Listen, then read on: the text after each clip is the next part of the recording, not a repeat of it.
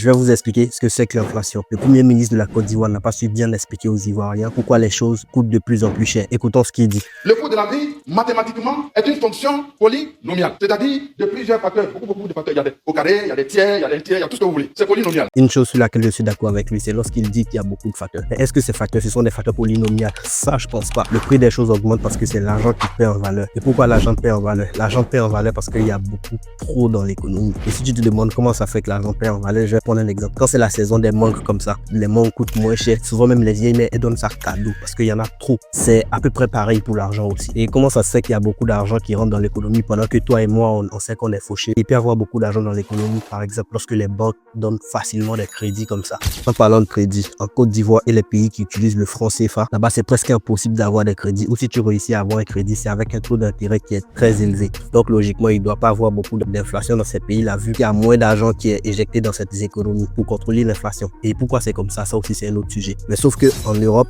tu as juste à avoir un travail et puis les crédits, tu les as facilement. Lorsque les gens ont beaucoup d'argent, qu'est-ce qu'ils vont? Ils consomment beaucoup. C'est ça qui fait que l'euro perd en valeur. Vu qu'il y en a beaucoup, ça déséquilibre maintenant l'offre et la demande. Pour ceux qui ont été en école de commerce, vous savez très bien, lorsque la demande dépasse l'offre, les prix augmentent. Il y a une part de méchanceté humaine aussi, mais ça aussi encore, c'est un autre sujet. Vu que le franc CFA est garanti par l'euro, quand l'euro perd en valeur, toutes les monnaies qui sont adossées et garanties par l'euro, automatiquement vont perdre de la valeur. Je vais prendre un exemple. Dans une famille de 4 personnes, papa, maman et peu importe le nombre d'enfants. Lorsque le père va commencer à avoir des problèmes financiers, automatiquement les enfants aussi vont commencer à avoir des problèmes financiers. Donc on peut dire c'est à peu près pareil comme ça. Si l'euro se porte mal, le franc CFA aussi va se porter mal parce que nous sommes dépendants de l'euro.